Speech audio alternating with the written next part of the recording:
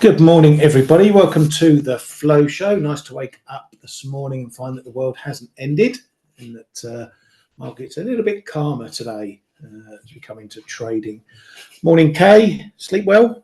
Hi, morning, Ryan. Yeah, really slept well, thank you. Yep. Indeed, calming down a little bit. Some things making a bit of a comeback as well, but we're not out of the woods yet by any means, right? Yeah, still plenty of volatility in certain assets, namely dollar yen is the one that's moving around at the moment, more so than some of the others, but we are seeing a little bit of a dollar bid coming in, but we'll go over that in a little bit. We'll get over some of the headlines first.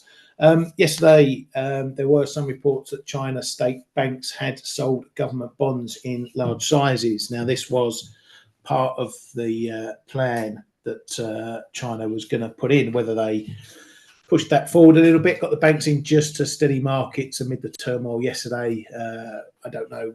That remains to be seen. There are reasons for that, but that was the rumoured story yesterday. Over in Japan, we've had new man Mimura, who the guy replacing Kanda, had a meeting. The government, the FSA, the Regulatory Board, and the BOJ discussing moves in financial markets and the stock market and whatnot. No real comments from him. He's well versed in the script, monitoring markets with a sense of urgency, moves need to reflect fundamentals, the usual waffle. There, nothing new from him. Suzuki was out though, also speaking amid this meeting, saying we'll continue to monitor and analyse financial market moves and work closely with relevant authorities.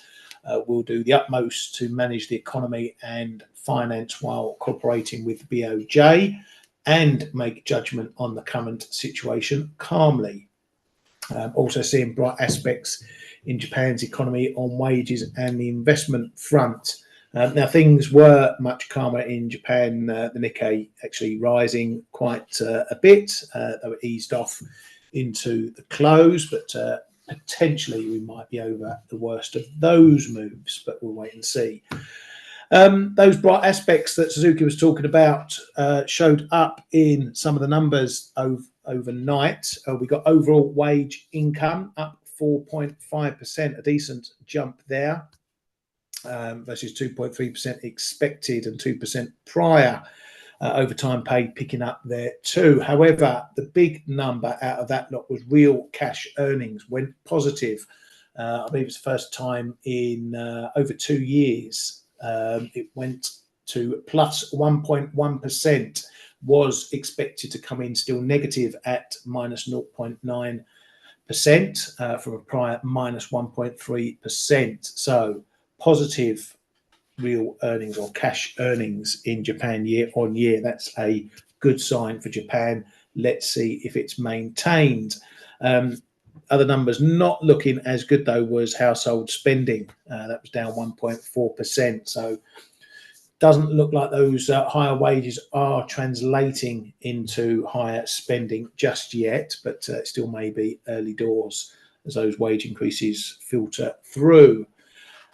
Overall, Kay, if you just take that aside from volatility in Japan, fundamentally, it's still good news for the BOJ, maybe to keep on their tightening path. There's a couple of things to consider here. I think the problem with the households in Japan that we know it's been an ongoing story for the past 2 or 3 decades now. It's like they're savers, right? They part of it is I hope that they didn't put everything in the Nikkei, but yeah, that's always going to be a bit problematic because and now also with the yields higher and the Bank of Japan having raised the interest rates, a fair bit will still go into savings and less into spending. Japan is per se not a big, already per definition, already not a big spenders community, but also we have seen over the last years that more and more people are Yeah, even screwing back prices being that high, they don't have that much to spend. So that's a bit of an issue.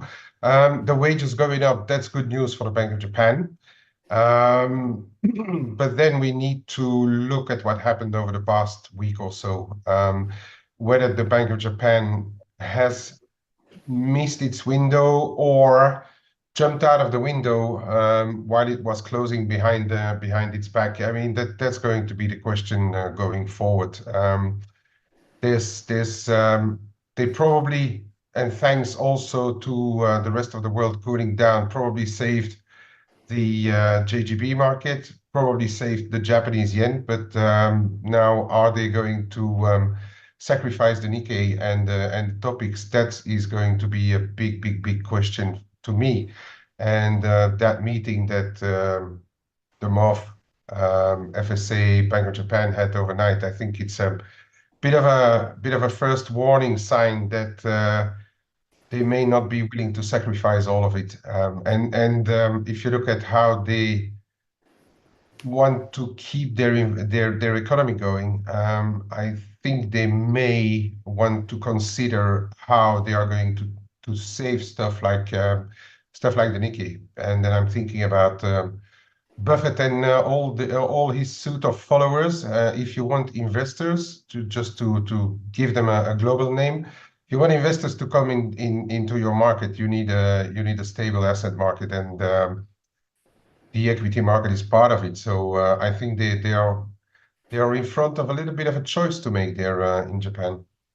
Yeah, very much so. And we know it's another slow-moving oil tanker getting consumers over there spending more. But that's the hope from Kishida and his virtuous economic cycle that he's hoping to strike up. That people earn more wages, they see they're getting more money, and then just change the mindset and get a bit more of that going into the shops and other things. But as we know, it's a long old process over in Japan. But if these numbers keep going the right way, then that process should touch wood unfold over time. Right, over to the RBA. They left the rate unchanged as expected. I was certainly looking for any signs that they might have turned a bit more dovish. That wasn't the case. They kept their lines in the statement that they won't rule in or out anything in terms of policy. Inflation still being a bit of a stumbling block and remaining sticky over there. So there was some subtle language changes, but nothing really noteworthy. It's steady as she goes from the RBA. Anything you picked out from that one, Kay? No, just as you said. But we know that she's a bit of a hawk, right? So she wants to keep all possibilities open. I still think though that in especially also in the global context of things, I can't I can't see them hype, to be honest. Whenever that may be, especially not if the economy is slowing down. She's still hiding behind all inflation metrics, but I think I think the market is right to price in some form of cuts to come. But yeah, I mean, in the meantime, they just keep the course. They can, because they are about 1% below the Fed if they're already looking at the US. So they still can keep it on hold for now, and then we'll see what the next set of data is going to bring. Yeah, exactly. So steady as she goes from Australia. Over in Germany, bit of good news. Factory orders showing a decent jump, 3.9%. These numbers have been a bit wild of late, but as you can see, they're smashing expectations. And last month, the workday adjusted year-on-year number coming in a less crappy 11.8%, was expected to come in minus 14.2. It came in minus 11.8, though still worse than last month's minus 8.6. So not out the woods yet, but still a decent bounce on the month there. As Kay likes to recall, the Rhine levels must have been high. They must have had some rain over the course of that period to get things moving. Eurozone retail sales came in at 0.3%. Minus 0.3%. there on the month was expected to come in flat, so a little bit worse year on year, a little bit worse as well. So again, Eurozone, pan-Eurozone numbers not showing any boom type numbers from there. Right, coming over to the US, and things happening yesterday. So going into all the US data, the S&P Global PMI and the ISM, SOFR and Fed Fund futures still pricing in an inter-meeting cut. The final S&P Global number in the US, where is it there?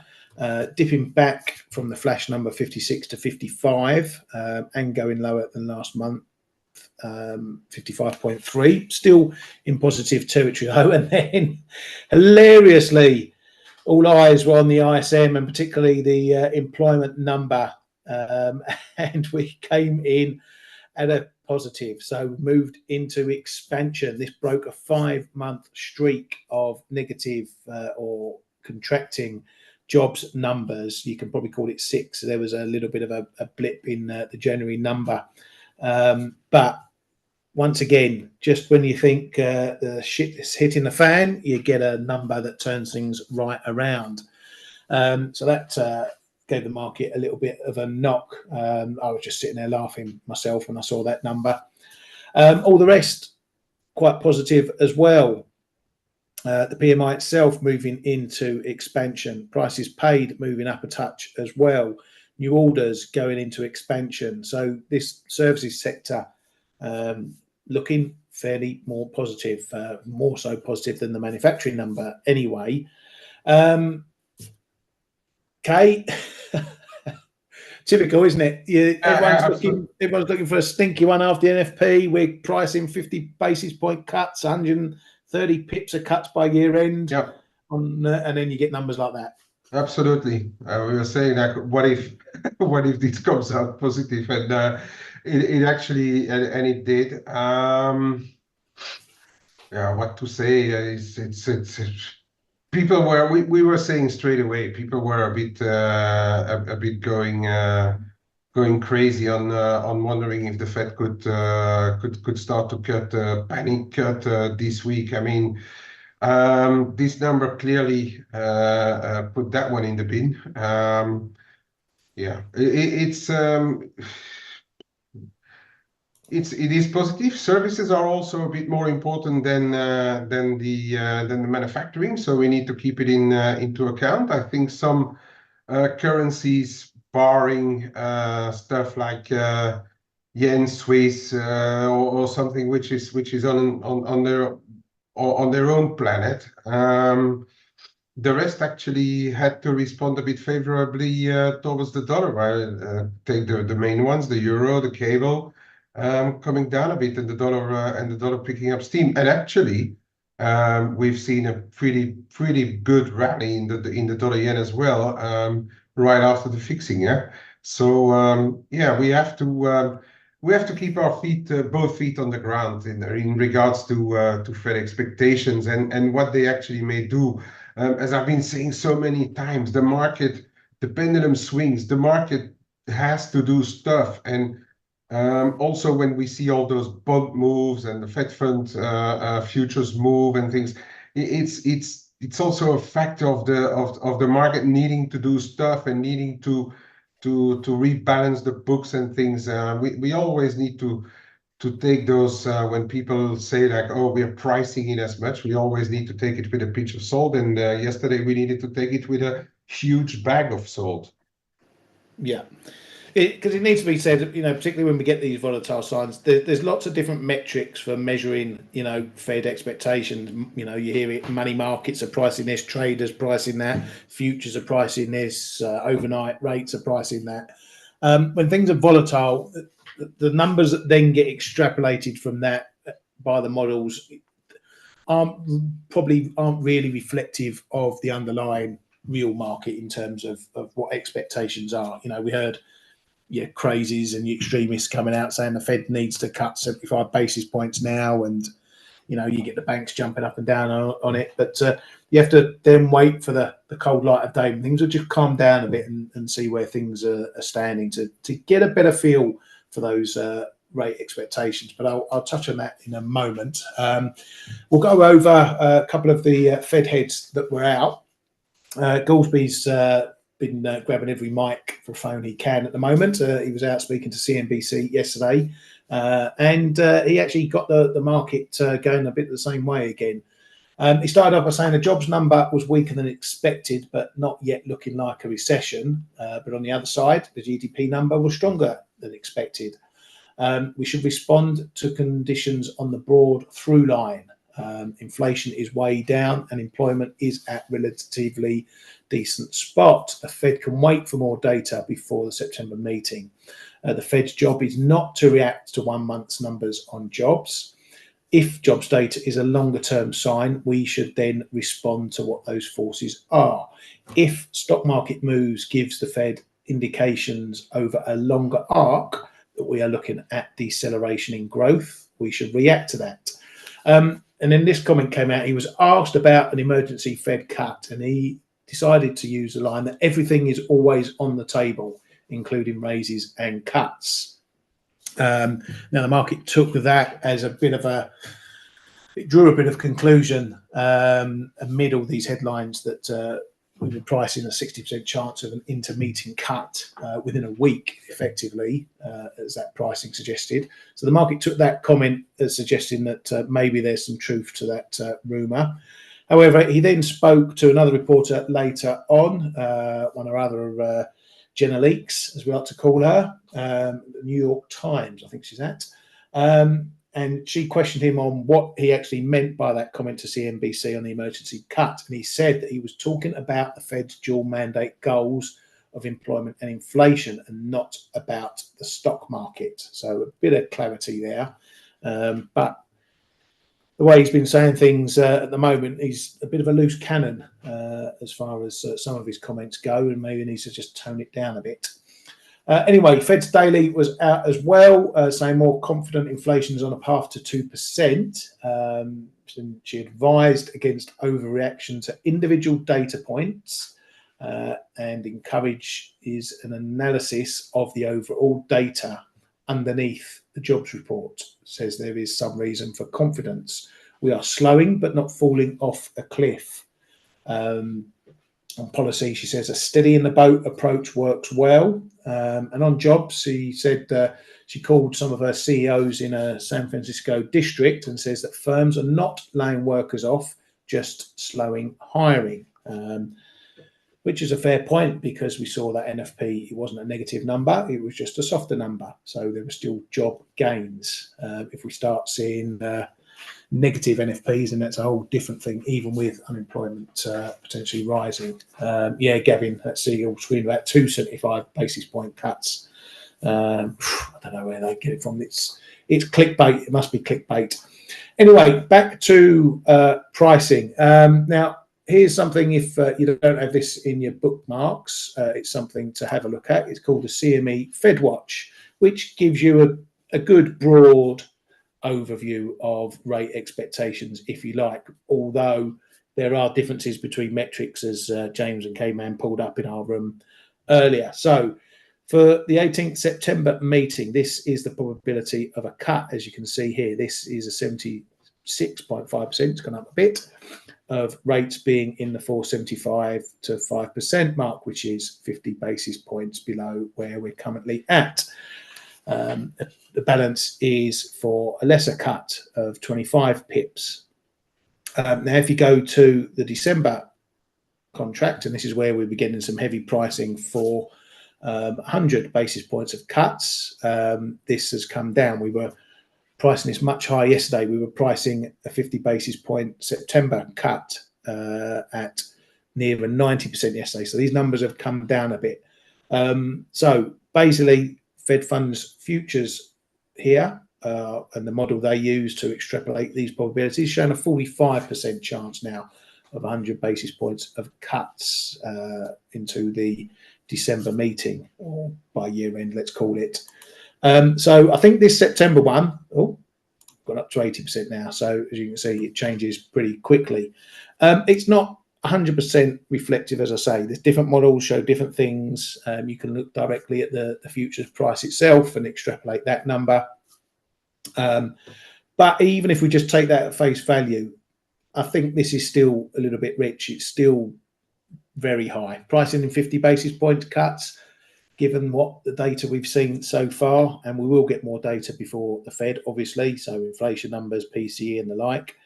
I don't think, personally, still a 50 BP cut is valid, though I remain to see the rest of the data. So based on just looking at these futures, and the way they are, we're seeing a bit of a bid in the dollar. I think this might have a bit of unwind still to come, and that should mean that the dollar is remains a little bit bid, maybe turns a bit higher as well. Certainly, if we look purely on a yield basis, yields are recovering across the board, particularly in the US. We're seeing an up move in yield, so they're showing a little bit more calmness after these moves yesterday, but where they go to now is anyone's guess.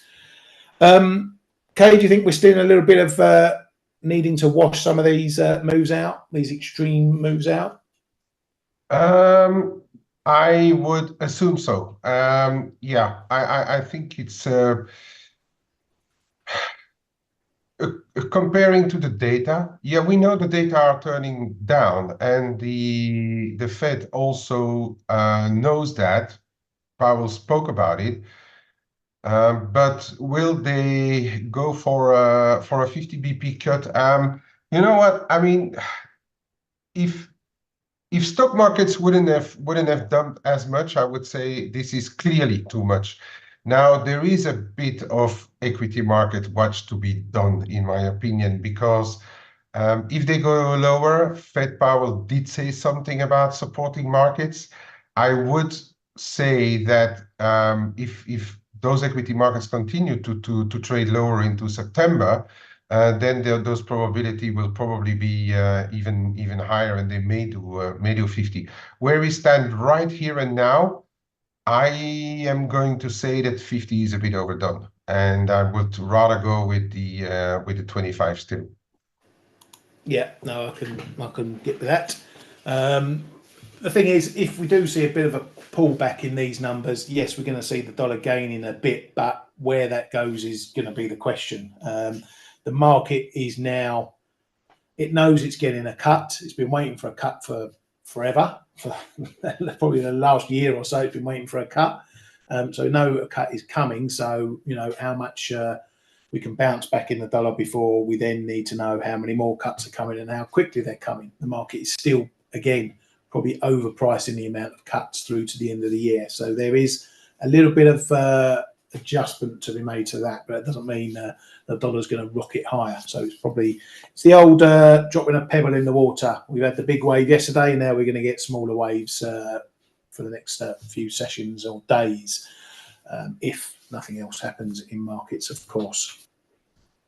Right, just looking at the last bits and pieces. What else have we got? Yeah, so Goldman's was out with a bit of colour on what went on in Japan, and they said that Japanese focused hedge funds saw losses of 3.7%. It's the largest single daily performance decline on Goldie's records.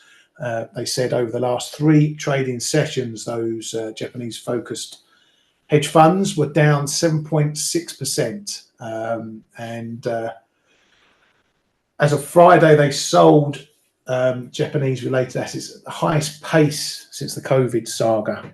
So that's Goldie's with their metrics of that. Do you think that sounds about right, Kay? A little bit of panic move seen there. Obviously, now we've seen a bit of a bounce. It looks like we're over the worst. In what, sorry, Brian? In Japan, mate. Yeah, I think so. As I said before, the fact that they had this meeting, the rout may not be over, but I think if we see another move lower, they should step in. They may not show it in the numbers, but I think there has been it's possible that they did some price keeping of operations overnight. But we may only see it in a couple of days or so in the numbers, or even end of the month. I don't know. Yeah, and as I said, there's going to be a choice to make. And if you look at it from an investor point of view, are they really willing to give up Nikkei? And because that's a very big barometer for investment. When people want to invest in a country, you need a stable equity market, and you need a stable asset market. And so yen side, okay. JGB looks to be okay now as well, because we are well below 1% on the 10 year. So that market has, at least for now, completely calmed down. But I'm really wondering what they are going to do about the Nikkei, really. And I wouldn't be surprised if they step in buying ETFs and stuff to try to hold it up. On the other hand, is the worst over? There's all those articles going around in the market where one of the biggest banks is saying that the carry trades are only being have only been unwound by half or so, which would mean that there may still be some stuff to come or to be done if they already want to step out of everything. I thought we would be much further down that road now, because it's been going on for 2 weeks. But they kind of saying that the speed of things was such that perhaps not everybody could get out of their stuff at reasonable rates, so that there may be more to be done. So it's a bit of a tough call to know whether it's all the worst is over or not. Put a gun to my head, I would say for this round, the worst is over.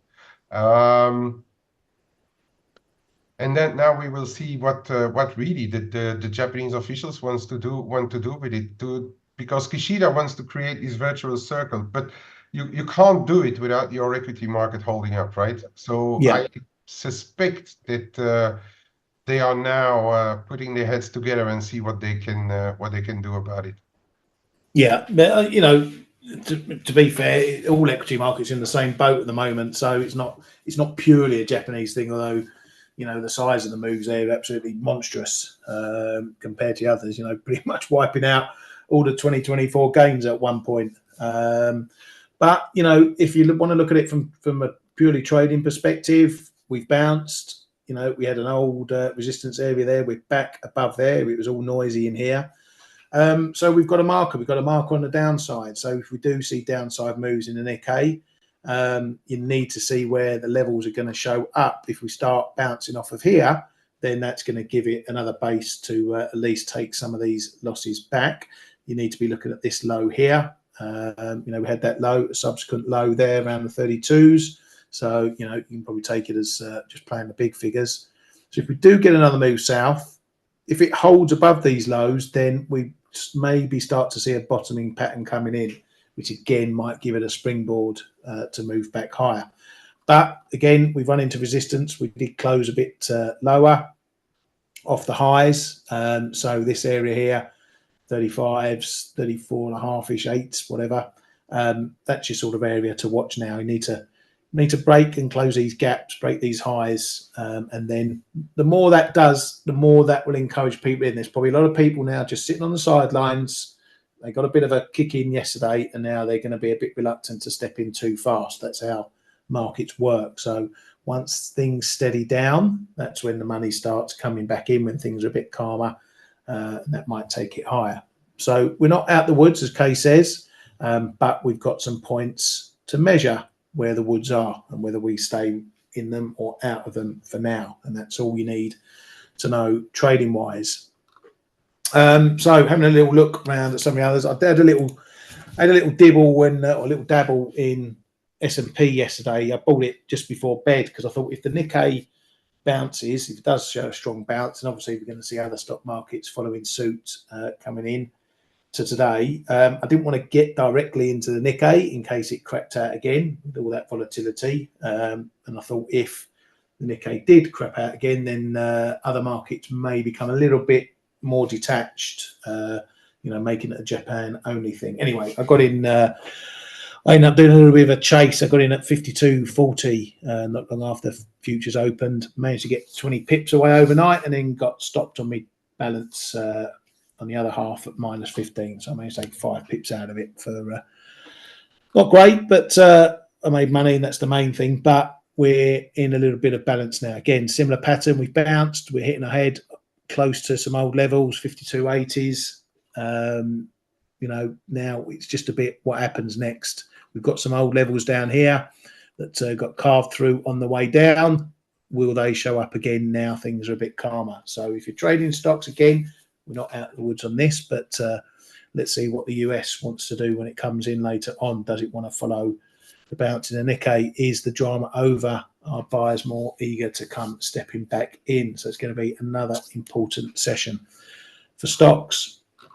Going to have a quick look at dollar MEX just to look at what Kay was talking about. This looks like a big old. If carry traders are getting knocked out, they're getting knocked out on the break of the 20 level. So you know that's probably half of that's probably a stop run. More people who were short, you know, psychology, big figure, 20 level. That's going to knock a few people out. It's dipped back to the old level, 1920s. That fib that we held just before the break. We're sort of holding it again. So that's given us a little bit of a support marker there. We were talking about this in a room, Kay, just to go back on it. You know, it's a tale of different times, isn't it? You've got one thing you need to learn, people, is that all the smart money, all the big money gets in early in these trades. So they're all in above 20.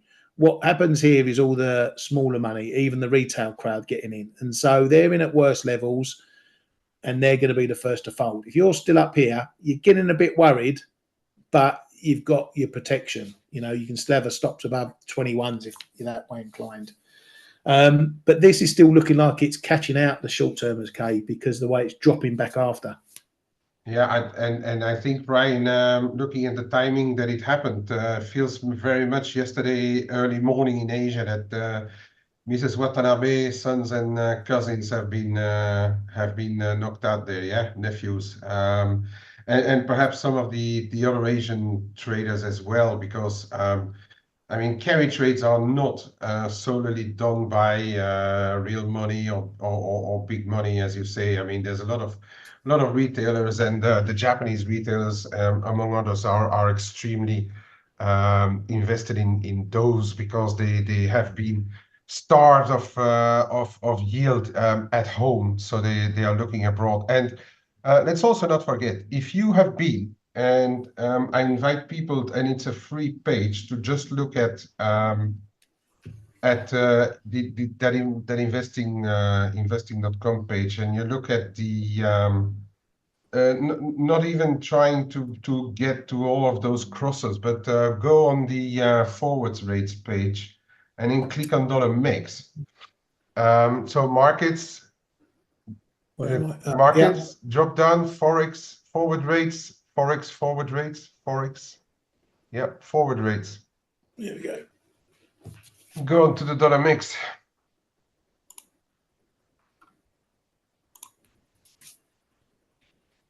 If you're being short, and I'm just taking the dollar mix, if you're being short in the carry trade since when it really started off, right, 2021 into 2022, but only 1 year. If you are 1 year short dollar mix, and you sold it at 22, you're now short above 23, and that is the real carry traders are looking at that before they even consider about really what is it going to do on the FX market.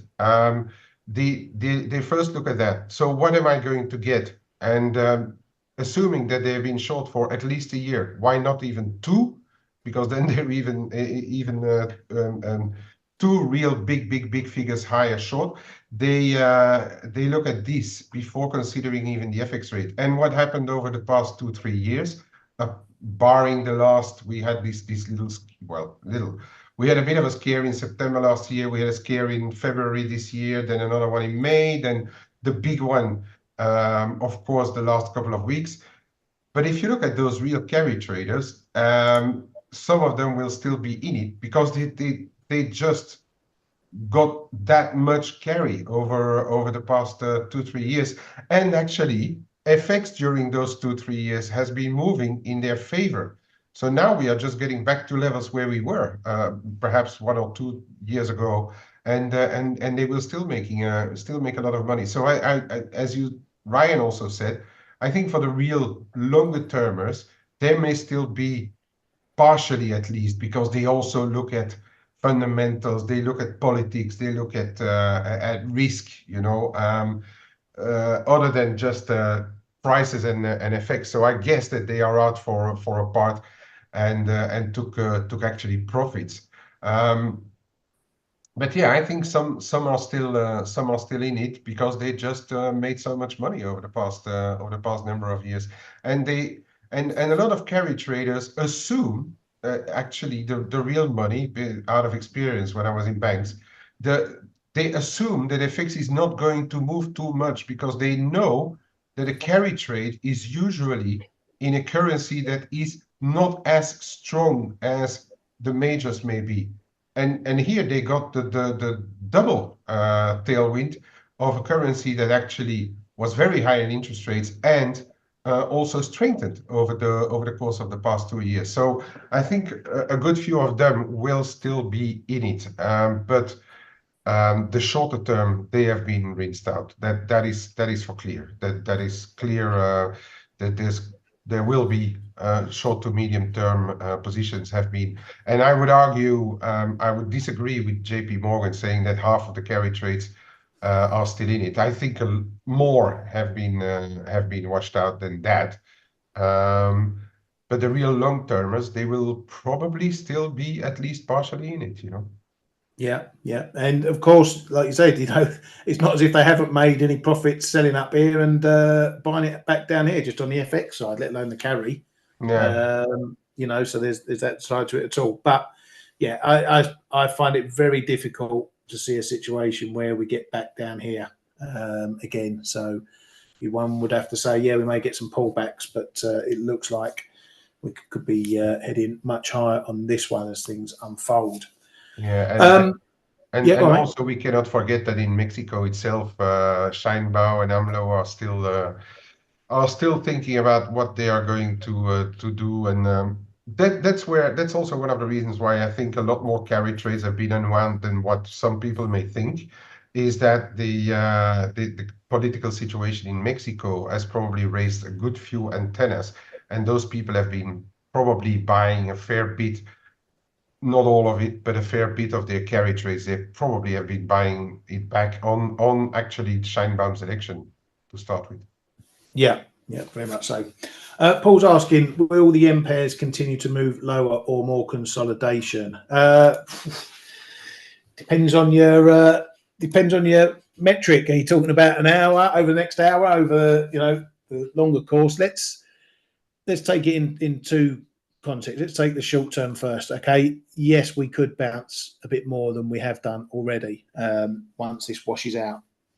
This one, again, it's obviously following what's going on in Japan a lot. So probably for the next few sessions, we're probably going to judge this, at least in the early part of the day, what happens in the Nikkei and stocks and whatever else over in Japan. So that should be your weather vane, shall we say. Now, can we go higher? Yes, but again, the reason I would think it goes higher is if we see US yields or yields in general going higher as well.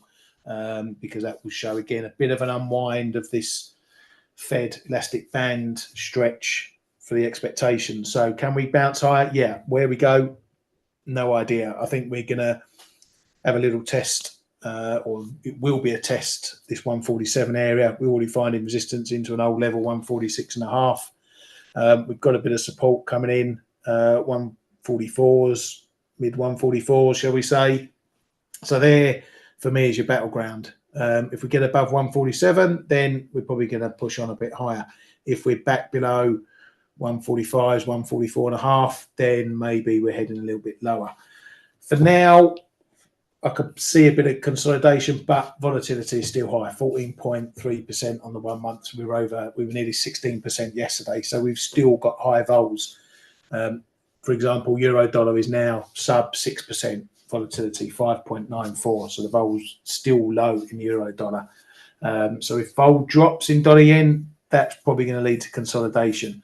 Longer term, as I've been saying, this still has a 2022 vibe to it. So if you just take it in a context that we've seen that sort of move and we've seen a similar move here, can we head lower? Well, what's it going to take to go lower? It's going to take the US data falling off a cliff, probably, which it isn't at the moment.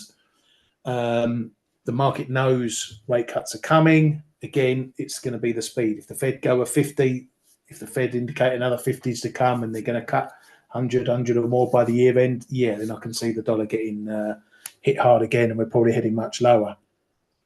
But on the other side, if that's not the case, if the Fed are going to take it slow and steady, then I can see us finding a semblance of a bottom down here, a bit similar to this. I don't expect us to be doing another leg higher like that, though, unless the economy really takes off in the US. So maybe we get a bit of a bounce, maybe up back into the 150s, 152. I think if I saw 152 over the next few weeks, and depending on the reason, I'll like to have a little short against that. So I think longer term, we're probably setting up for a bit of range trading now. Remember, this is all coming off big hikes, big inflation. These are all big events within here, and especially what's going on in Japan. Everything is coming down. Rates are coming back down to what everyone or the banks hope will be normal levels. At that point, things will be slow and steady. That's not going to be good for volatility, but it just means we should set up some ranges, and we'll see a lot of consolidation in a lot of pairs if things turn nice and quiet over. And I'm talking the next 6 months to a year's time. So overall, Paul, yeah, we can go higher.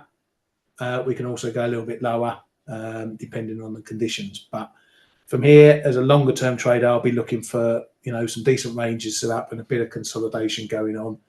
So pick your poison, pick your levels, and potentially look to trade the ranges. I'm not going to look at gold because it's all over the bloody shop and I have no idea what's going on there. So I'm going to leave that one to you, Kane. Just looking at the clock. I'm going to bang it over to you, mate. Yeah, okay, just a few I'm going to show, and I was going to show gold as well. And for once, which is not my usual approach, but for once I'm going to look at the shorter term because it is moving that much. And I think that we are back. So we had this big move, get me out of everything. We did see this move lower. It is also, if you look at how markets have reacted back in 2022, back in 2018, back on the global financial crisis, these kind of moves we have seen as well, even like bigger moves in percentage-wise in gold. The first move is to get out of everything. But if you look back at what happened then, the second wave is actually to go higher. Now, are we there yet? That's why I'm showing the short end. First of all, I don't know. And secondly, I would not assume that we are there just yet, because all the crap may not be out of the market unless this market really does 180s every 24, 48 hours, which we have seen in the bond market as well, by the way. But look at this little level here, and I would say like 21, 24, 15, 20, 21 in the short term. If we start to get back above there, I think there is a chance that we go back into the 24, 40s, 50s at least. But I would not rule out another attempt here, okay? We have done a few stops under the trend line. Yesterday, unfortunately, I missed it because as I said, I'm still a buyer on dips personally. But yeah, I think it may be significant that we held a higher low here.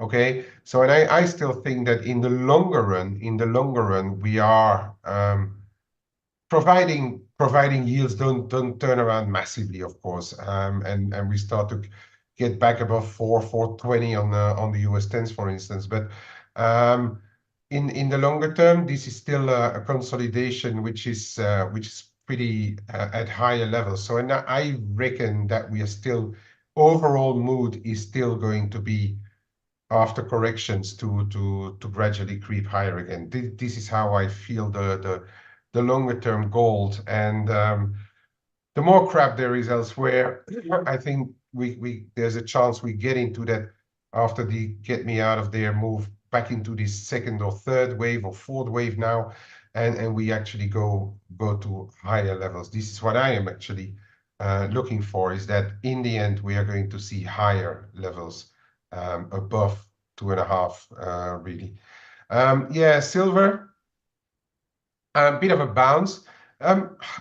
26.5 is around here. Yeah, you have this prior low in silver. I would say though that there is a potential that we are going to test 26 flat. All right. Yes, we did have a bounce. We did have a bounce in the orders as well yesterday. If I'm not mistaken, on the ISM was overall green, right? If I'm pop. Let me just get back to it.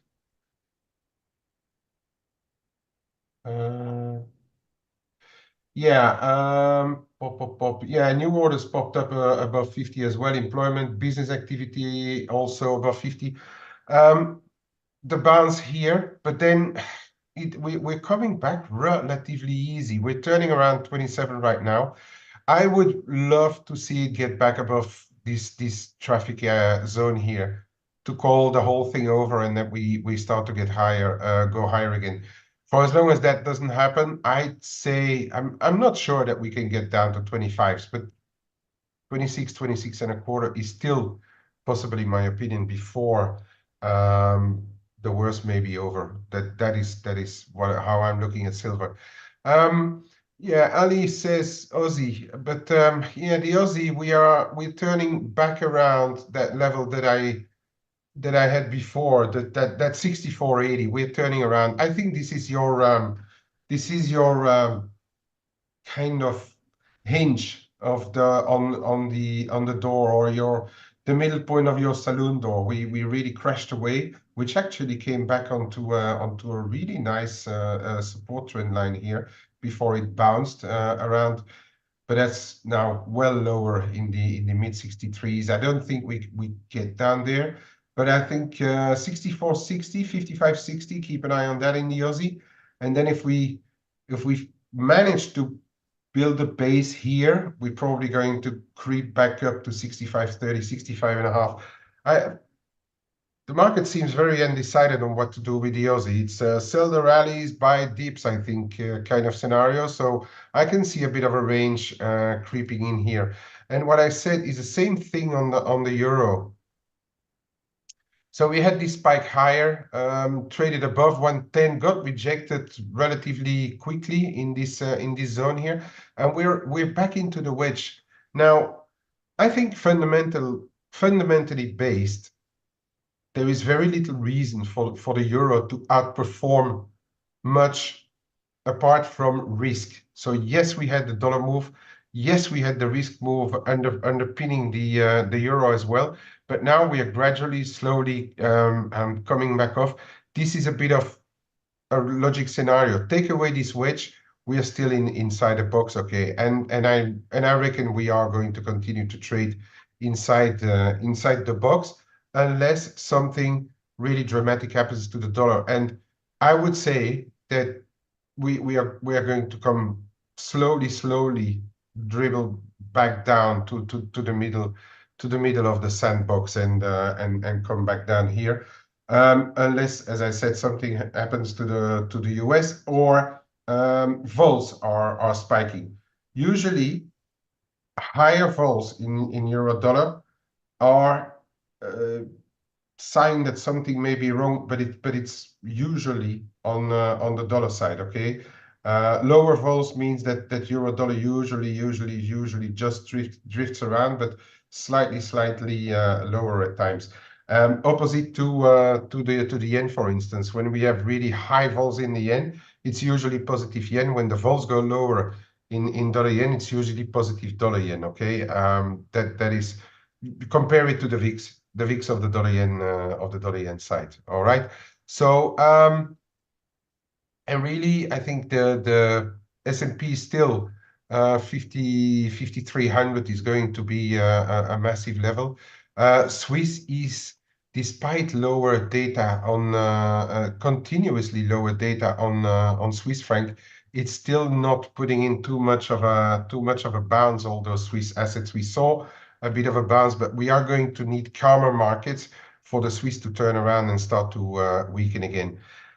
And with that, Ryan, I am going to call it a day, a week, and I'm going to spend some family time. I'm off to Belgium with the family, so I'm going to leave it all in your capable hands. And I see you all next week or towards the end of next week somewhere. Thank you very much, mate. Have a great time off. Enjoy time with the family. Hope the weather's nice for you. Don't eat too many waffles. I know how good they are over there. No guarantee on that one. Yeah, have a good one. Thanks, everybody. I will see you all tomorrow. Have a great day, and yeah, take care, everybody. Have a good one. Hey traders, this is Blake Morrow with ForexAnalytix. Thanks for stopping by our YouTube channel. Don't forget to like these videos, share them, and subscribe to our channel so you don't miss any of the content that we provide here for free. Thanks for stopping by. I'll see you in the next video.